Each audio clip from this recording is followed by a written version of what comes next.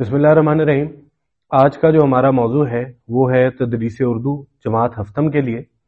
उसमें हमारे पास जो तालीमी मकासद हैं वो हैं ज़राए इब्लाग, खबरों, ड्रामों यानी फीचर्स या फीचर्स में उठाए गए अखलाकी और जो हमारे सियासी, माशरती या सकाफती नकात हैं उन पर उनको समझ कर बच्चे अपना तज्जिया पेश कर सकें। और दूसरा है नज़्म या नसर पारे को दुरुस्त अंदाज में समझकर उनके सवालात के जवाबात दे सकें। पहले हम बात करेंगे ज़राए इब्लाग के बारे में कि ज़राए इब्लाग जो हैं उनकी मदद से जैसा कि ड्रामे हैं, कुछ खबरनामे हैं या फीचर्स हैं, उनमें जो हमारे माशरती और सियासी और सकाफती जो मसाइल हैं वो जो ज़ेर बहस आए हैं उनको समझकर अपना तज्जिया दे सकें। यहाँ पर मैं वाज़ेह करता चलूँ, उनको समझकर बयान करना नहीं है, उन पर अपनी राय देना है या उनका तज्जिया करना है। अब इन सब के लिए बहुत ज़रूरी है कि बच्चों को पहले उमूमी तौर पे उस एक मश्क से गुजारा जाए। इसको समझने के लिए पहले हम देख लेते हैं कि ये जो तरीका तदरीस है उसमें तदरीसी सरगर्मी जो है उसका बुनियादी तौर पे ताल्लुक ज़राए इब्लाग ही से है, मगर उसमें हम इब्तदाई तौर पे मैं मिसाल देता हूं कि आज अगर मैं सरगर्मी का आगाज कर रहा हूं तो उसमें मैं ऐसा हरगिज नहीं करूंगा कि मैं कोई किसी जो है सोशल मीडिया के प्लेटफॉर्म से कोई वीडियो उठाऊं या टीवी का कोई प्रोग्राम उठाऊं, वो बच्चों को दिखा के उस पे उनसे कहूं जी आज ही आप इस पे अपना तज्जिया दें। मैं आज के दिन कोई एक दो चीजों को टारगेट करूंगा, उनको हदफ बनाऊंगा, जैसा कि कोई मैं सकाफती चीज है, किसी ड्रामे में कोई माशरती मसले को ऐसे उजागर किया गया है, मैं उसको पहले अपना हदफ बनाऊंगा। मैं ये करूंगा कि हमें पहले जो करना है वो ये होगा कि पहले वो वीडियो हम दिखा लेंगे। उसमें क्या होगा कि बच्चे उस वीडियो को या उस जो रेडियो प्रोग्राम ही चाहे वो हो, उसको सुन के एक चीज से उनकी वाकफियत होगी। जब वो उस चीज से वाकिफ होंगे, उसके साथ मैं उससे मिलती जुलती कुछ चीजें उनसे और शेयर करूंगा। वो एक अखबार की कटिंग हो सकती है या किसी खबर का एक हिस्सा हो सकता है, वो उनसे शेयर करूंगा। यानी उनके जो एक खास चीज जो हमारा हदफ है उसके मुतालिक काफी मालूमात मैं उन्हें फराहम करूंगा। उसके बाद जो असल चीज है, मुझे मिसाल के तौर पे एक 5 से 7 मिनट की कोई वीडियो है या कोई 5 से 10 मिनट की कोई ऑडियो क्लिप है जो मैंने उन्हें सुनानी है, जो मेरा असल हदफ होगा, मैं वो उनके सामने रखूंगा। जो पहली मैंने मश्क करवाई, ये अब उस मश्क का दूसरा हिस्सा है। जो पहली मैंने मश्क करवाई है उस मश्क की मदद से जो मालूमात मैंने उन्हें दी हैं, उन मालूमात की मदद से मैं पहले वो जो बात बयान हुई है, जो चीज बयान की गई है, मैं पहले उस चीज पे उनकी राय लूंगा। मैं ऐसा नहीं करूंगा कि फौरन से उन्हें उसकी पड़ताल पे लगा दूं। मैं उस चीज के बारे में उनकी राय लूंगा कि आप इसके बारे में क्या समझते हैं। फिर उसके बाद मैं उस खास तौर पे खुसूसन वो जो एक टुकड़ा है, वो एक वीडियो क्लिप है या वो ऑडियो क्लिप है, उस पर मैं उनको तज्जिया करने पर लगाऊंगा।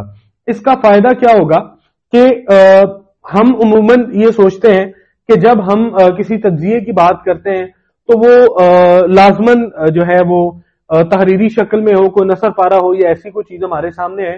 ऐसा हरगिज नहीं होता, क्योंकि इब्तदाई तौर पे आप जब कोई काम करवाना किसी को सिखा रहे हैं तो अगर वो उस काम को समझ के आपके सामने बयान कर लेता है तो वो आपकी आधी कामयाबी तो है।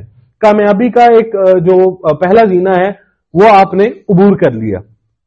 अब उसका अगला हिस्सा है, अगर मैं मिसाल देता हूं, अगर मेरे सामने कोई ऐसा केस आता है कि मैंने उसको वीडियो दिखा दी लेकिन मैं चाह रहा हूं तज्जिया, अगर वो उसका तज्जिया ही नहीं कर पाता, मैं लिखवा रहा हूं, वो तज्जिया जो लिखता है वो तज्जिया नहीं है, उसके अगेंस्ट क्या होगा कि मुझे शुरू से दोबारा मेहनत वापस करनी पड़ेगी लिखवाने की, और वो सारी जो मैंने अपना वक्त लगाया उसको चेक करने पे, फिर उसको समझाने पे, या मुझे इनफरादी तौर पे भी ये काम करना पड़ सकता है, इज्तिमाई तौर पे भी करना पड़ सकता है। हम इसको इस तरह से लेते हैं, अगर मैं इज्तिमाई तौर पे पूरी क्लास से ये काम करवाऊं तो भी ये मुमकिन है, और अगर मैं उनके ग्रुप्स बना के काम करवाऊं तो भी मुमकिन है, और अगर मैं इनफरादी तौर पे ये काम करवाऊं फिर भी मुमकिन है। लेकिन इसका ज्यादा फायदा होगा जब हम जोड़ियां बनाकर ये काम करवाएंगे। उसमें क्या होगा कि वो दोनों एक दूसरे के साथ मिलकर काम कर लेंगे। लेकिन उसमें एक चीज मुझे लाजमन ध्यान में रखनी है कि जब मैंने पड़ताल करनी है, जांच करनी है, तो वो उनकी अगली बार, मैं मिसाल के तौर पे आज पढ़ा के काम दे रहा हूं, वो इनफरादी तौर पे होगी। अब इसको आगाज से दोबारा समझते हैं कि मैंने उनको वो एक वीडियो क्लिप दिखा दिया या ऑडियो क्लिप दिखा दिया, उसके बाद उनसे उनकी राय ले ली उस पे, और उसके बाद जुबानी उनसे, चूंकि जुबानी वो आके सबके सामने बयान करेंगे, तो उसमें वो जो हमें खदशा रहता है कि जो है उस जोड़े में से एक फर्द काम करेगा और दूसरा उस तरह से काम नहीं कर पाएगा, वो भी किसी हद तक कम हो सकता है। हमें इस चीज को इंश्योर करना है कि दोनों बारी बारी अपने हिस्से की जो प्रेजेंटेशन है या जो भी मवाद है वो सबके सामने पेश करें। उसके बाद क्या होगा, जब वो पेश कर चुकेंगे तो मैं वही चीज उन्हें लिखने के लिए दे सकता हूं, लेकिन ज्यादा बेहतर यह है कि मैं क्या करूं, इस एक्टिविटी में जो होना चाहिए वो ये है कि जब मिसाल के तौर पे मैंने एक जोड़ी को बुला लिया, उनसे मैंने प्रेजेंटेशन करवा ली, अब उनके पास मिसाल के तौर पे टॉपिक है या उनका मौजू है जो वो सकाफती जो मेला है इसका कैलाश का वो है, और दूसरे जो है उनके पास है हुंजा का, तो मैं ये करूंगा कि मैं उनके टॉपिक्स आपस में जो है वो तब्दील कर दूंगा कि जिसके पास ये है वो हुंजा का जो है उसके मेले पे लेके आए, क्योंकि प्रेजेंटेशन मैंने दोनों से ले ली है। अब तजावीज दोनों पे आ गई हैं, उन्होंने सुन लिया है।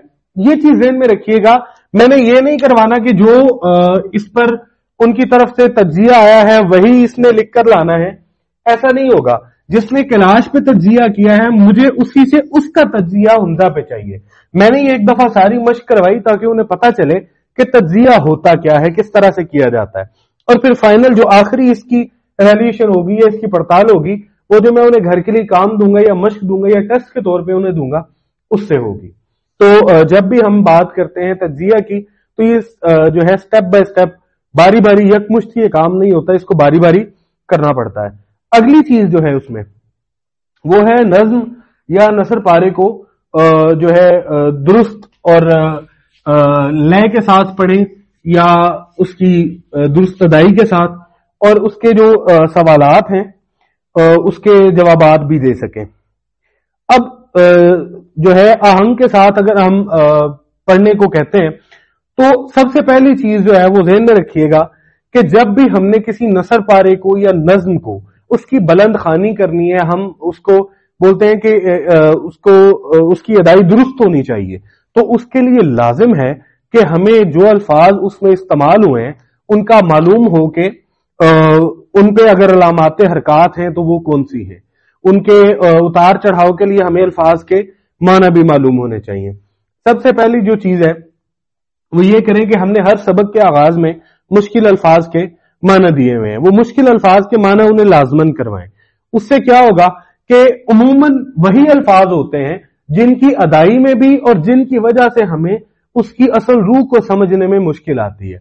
हम अगर वो करवा लेते हैं, हम आमतौर पर उसको मश्क करवाते हुए या वो सबक पढ़ाते हुए भी करवा सकते हैं, लेकिन अगर हम उनको इब्तदाई तौर पे बतौर रोजमर्रा या बतौर आपकी वोकैबुलरी में इजाफे के तौर पे उसको जैसा कि लुगत हम बनवा सकते हैं उसमें अगर डाल दें तो वो भी बहुत आसान हो जाएगा।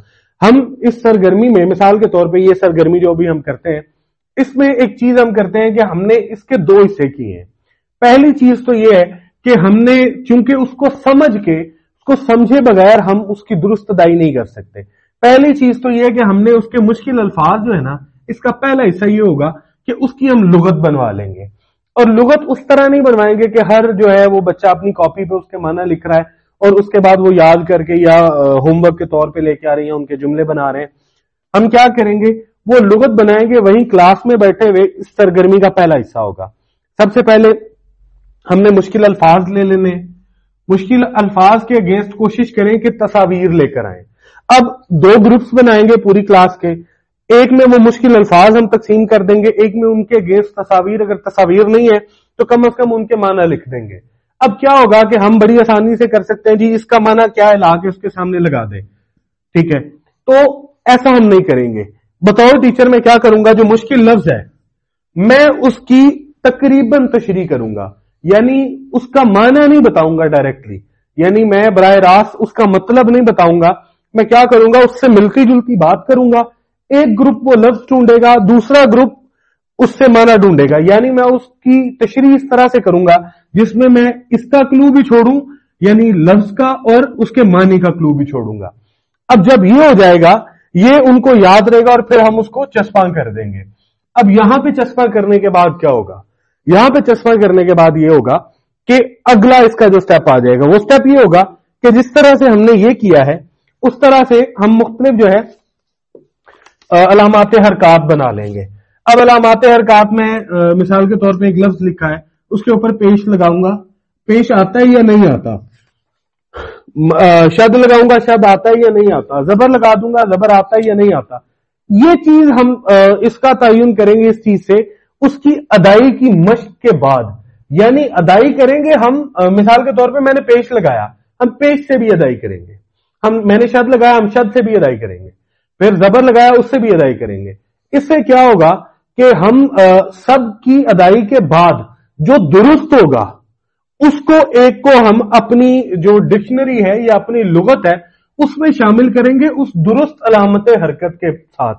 ٹھیک ہے, یہ درست علامت حرکت کے ساتھ یعنی ہمیں اس وقت یہ معلوم ہوگا کہ ہم نے کیا کرنا ہے اور ساتھ یہ بھی پتا ہوگا کہ کیا نہیں لگانا, کیونکہ بہت سے الفاظ ایسے ہیں جو ملتے جلتے ہیں, ان میں علامات حرکات کے ساتھ مطلب ان کے رد و بدل سے ہی ان کی آواز اور ان کے مطالب میں, آوازیں تو عموماً سیم رہتی ہیں, ان کے مطالب میں تبدیلی آتی ہے.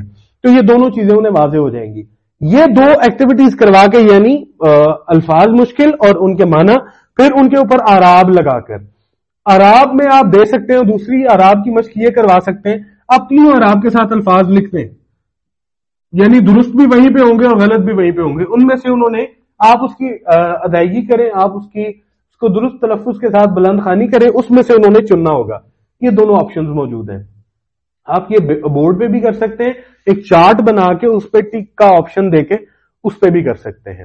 اب اس کے بعد کیا ہوگا, جب یہ دونوں کام بچے کر چکیں گے اس کے بعد ہم اس نتیجے پر پہنچیں گے کہ اب بچے کو معنی بھی آتا ہے اس چیز کا اور اس کے وہ لفظ بولنا بھی آتا ہے.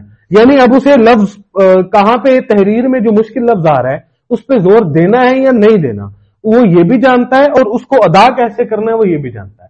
تو جب ہم آئیں گے کہ نثر یا نظم کو بلند خوانی سے پڑھنا ہے اور درست ادائی کے ساتھ جہاں پہ زور دینا ہے وہاں پہ زور دے کے, تو اس کے لیے جو دو کنڈیشنز جو دو چیزیں ہمیں درکار ہیں وہ دونوں ہمارے پاس ہیں. اب اس کی ایویلیویشن کے نتیجے میں ہم ان بچوں سے بلند خوانی کروائیں گے. یہ دونوں کام, یہ دو ایکٹیویٹی ایک ہی ہے, سرگرمی ایک ہی ہے, لیکن اس کے دو حصے ہیں. یہ دونوں حصے کروانے کے بعد ہم ان سے بلند خوانی کروائیں گے اور پھر اس میں دیکھیں گے کہ بچے نے اگر سٹریس دیا ہے, زور دیا ہے, تو اس کو معنی پتا ہے, لیکن وہ زور دیتے ہوئے زبر کی جگہ زیر پڑ گیا ہے تو تلفظ میں مسئلہ ہے.